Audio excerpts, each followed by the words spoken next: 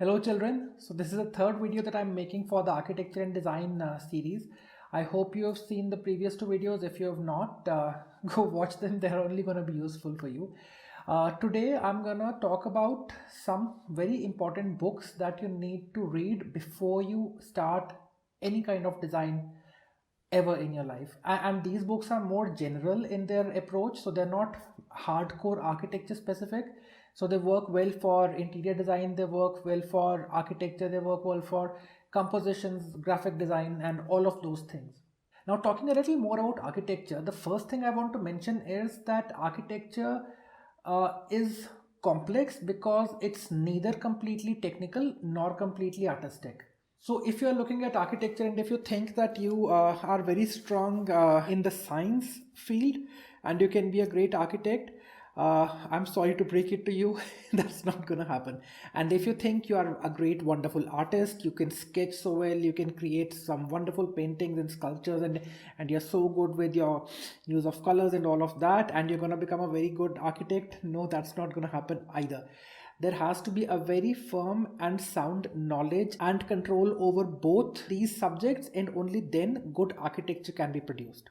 Now, I understand here in India there's been a lot of debate about mathematics is a very important subject for architecture, and no, you do not need to have any kind of background study when it comes to subjects of arts and humanities and all of that. I very firmly disagree.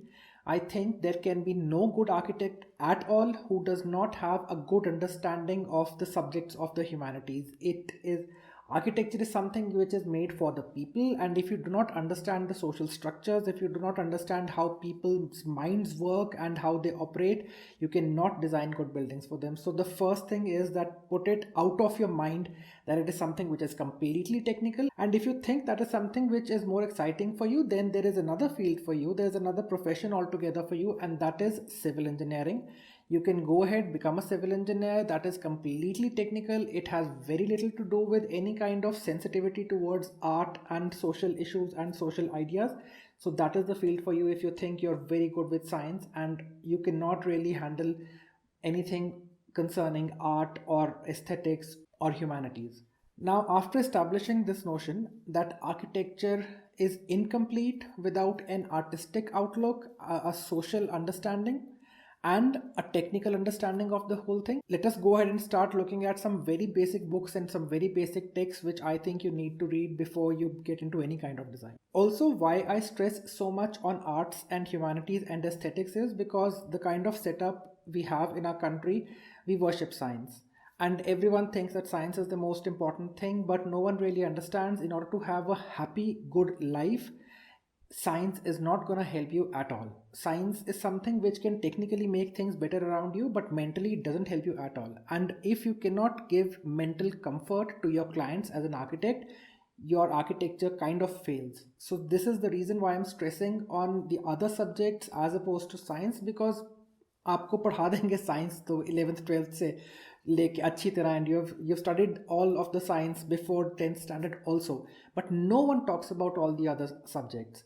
And this is why I am stressing again and again कि आप please बाकी subjects के ऊपर ध्यान दीजिए. आप sociology पढ़िए, आप ह्यूमैनिटीज़ पढ़िए, आप लिटरेचर भी पढ़िए, आप सब कुछ पढ़िए जिससे आपको एक सोशल अंडरस्टैंडिंग आए, बिकॉज उसके बाद ही आप ढंग का आर्किटेक्चर क्रिएट कर सकेंगे. Now, this idea established, the first book that you need to go through and read and completely chato altogether is Form, Space and Order. Now, I cannot find my copy of the book, otherwise I would have held it out for you to show it to you. But that's one book which is very important, Form, Space and Order by D.K. Ching. This book is very popular across all the schools in India when it comes to architecture. So I'm pretty sure that your faculty will introduce this book to you.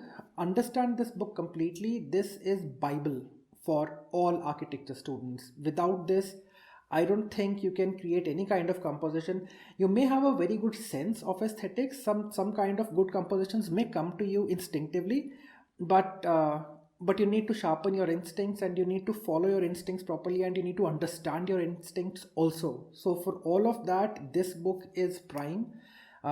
Pick this up, read this. It is full of images and pictures and it's got very little text, and it explains all the ideas and principles of architecture very simply. and just go through this. I don't think there's any architect who has not read this book and gone ahead to get his own degree. So this is the first book that you need to sit and study and completely almost memorize. Now, I'm only going to talk about 3 books in this video which I think are very essential when it comes to designing, but do not think that these are the only books that you need to read, because there's a whole lot of reading that you need to do in order to become a good designer. I do not want to use the phrase tip of an iceberg, but these 3 books, if you do not like reading and if you dread and are scared of reading, then yes, these 3 books are actually the tip of an iceberg for you. It just shows you a tiny little bit that you need to go through, and there's a whole volume beyond that you need to read and understand and inherent in your system in order to become a good designer. The second book that you need to read and go through and really understand is Ways of Seeing by John Berger. Now, a very essential text and very essential book. And again, now I understand that most of the students out there do not like reading, so that this is why I'm picking up books which are light on text and heavy on graphics. So this book again has more photo essays as opposed to written text. So if you look inside, you will get like lots and lots of pages which are full of images and like complete images, and quite some nudity in there. But as artists, you need to become mature, and you need to be able to look at human form in a more artistic way, as opposed to the way you might have been looking at before you've joined college. So this book is very important. Go through it. What it does is actually it introduces you to the idea of art first of all, and then it talks about the progression and transformation that art has. For example, started with sculptures, then we got to paintings, and then paintings got to photography, and then photography got to screens, and then now we have your Instagram and all of that. So the exposure of art and the existence of art around you determines the value and response to that art. A painting may hold a different value, but as soon as a print comes in circulation, a lot of people might prefer the print as opposed to the painting. And then it also goes on to talk about certain ideas like what actually is art, because most of the art is commissioned, and who commissions the art? The art is commissioned by rich people. So does that mean that only rich people are controlling and designing the whole shape of the art that exists in a time? So there's a lot of stuff that's happening in this book, and it also very strongly tells you how to look at art, also how to read a painting, how to read a photograph, how to get the emotion out of it, that emotion which the artist or the photographer might have wanted to put inside that piece of art. This is definitely one of my favorite books, and I absolutely love it for the first line of the book that it opens with. The first chapter goes, "Seeing comes before words. The child looks and recognizes before it can speak." Now, I think this is very important, because throughout your architecture degree, you are going to be pushed and forced to go function, and function के बिना आपकी building नहीं बनेगी, and function ही भगवान है, और function को पूजना शुरू कर दो, अपने सर पे लेके हमेशा घूमते रहो, and all of that. So there is no way you can get away with a design if your function is not working. But what happens in so many cases is that form gets ignored. A lot of people, they just go like, अच्छा form तो कुछ नहीं होता, and form तो कुछ भी चलेगा, आप पहले function की बात करो. This guy, who is like a world-renowned person when it comes to design, and everyone listens to him and everyone understands and respects his ideologies, he is saying that we essentially are very visual beings. So we see things before we hear things. And this is why our whole system, our whole brain is wired in a way. If we do not like something that we see, we are not going to respond to it. So form is very important. Without a function, a building will not work. Without an attractive, without a functioning form, the building will not work either. And this is something which is very important. And again, all of my students who have studied under my guidance, who have gone ahead to win a lot of awards and competitions as well, I have always trained them in this particular way only, that you cannot ignore form. There has to be a lot of meaning in it. There has to be some wonderful aesthetics involved. All of that has to be there, which we'll talk further in the upcoming videos. But just don't overlook the form. Without it, your architecture is just incomplete. So read this book. It's full of such ideas, and I'm pretty sure that they are going to be extremely useful for you. The third book that I'm going to recommend is Camera Lucida by Ronald Barthes. I hope I'm pronouncing the name right. It's a French name, so I'm not pretty sure how to pronounce it properly. But I'm recommending this book, which is essentially about photography, and particularly this book only because when it comes to photography, most of the books that you're going to pick up will talk about how technically a picture can be, taken in the best possible way. They'll talk about the anatomy and the parts of a camera. They will tell you about the aperture and all of that, and then they'll go on and start talking about the rules of the composition, and how you can create a wonderful picture and all of that, and all the technical and aesthetical aspects, which are very important to study.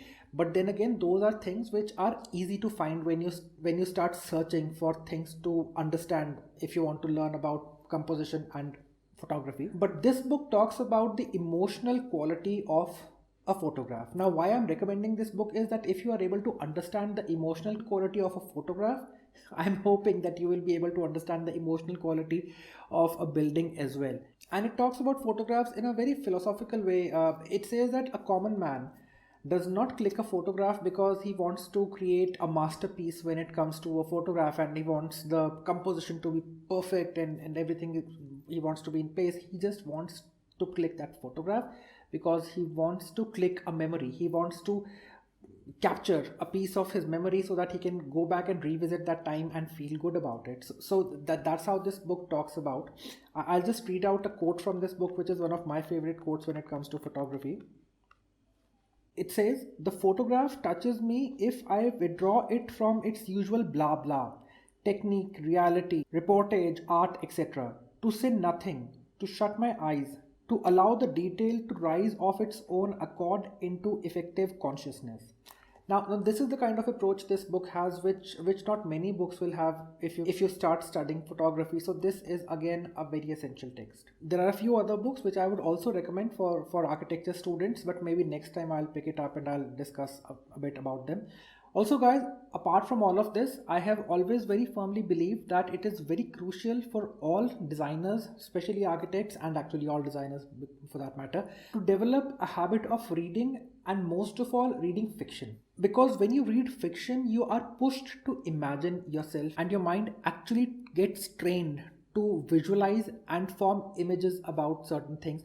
This will not come if you just go on watching movies, because the images are being fed to your mind. Your mind does not function, your mind does not generate any kind of images on its own. But when you're reading the whole picture, your mind has to work, and your mind has to create that picture, and the mind has to design that whole thing for you. Because in a book, in a story, the author will use very limited words and leave everything else on your own imagination, as they say. And that is why your imagination comes into play, and that's when it starts creating images and creating architecture actually in your mind on its own. So I think that's why it's very important for architecture students to read. And most of all, I think the best kind of reading for architecture students is either fantasy or science fiction, because such books give you the cutting edge of imagery when it comes to architecture. In case of fantasy, it becomes very grand, because most of the fantasy kind of roots into the Middle Ages, so the kind of architecture we used to have back then. And science fiction, very well, most of the times it's put way ahead in the future. So what there might be in the future is something that you will be forced to imagine. Now, two books which I would recommend to you if you want to read either science fiction or fantasy. For fantasy, I would suggest go ahead with Game of Thrones. They are phenomenally well written books, and a very good detail of architecture also exists in those books. So pick up those if you can. I think they are very much readable. I think anyone in first year is old enough. Most of you are 18 plus. So those are good books for you to read. But if for certain reasons you want to stay away from the Game of Thrones, then maybe you can pick up any of the Brandon Sanderson's books.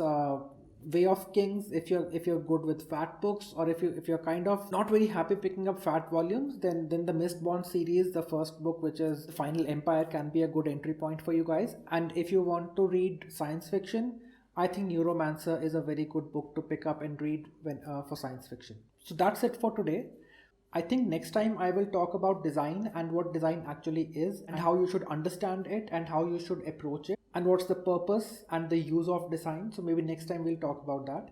And in case there's anything which you want to ask, in case there's anything which you did not understand, in case there's anything which you do not agree with, I'm completely open to discussions. So drop in your comments down below and we can have a discussion there. Because I've always believed that if you do not discuss, you really do not grasp the idea as you possibly best can. And I hope you got something out of this talk today and it was helpful for you. Until next time, stay safe, stay healthy, keep reading, and cheers.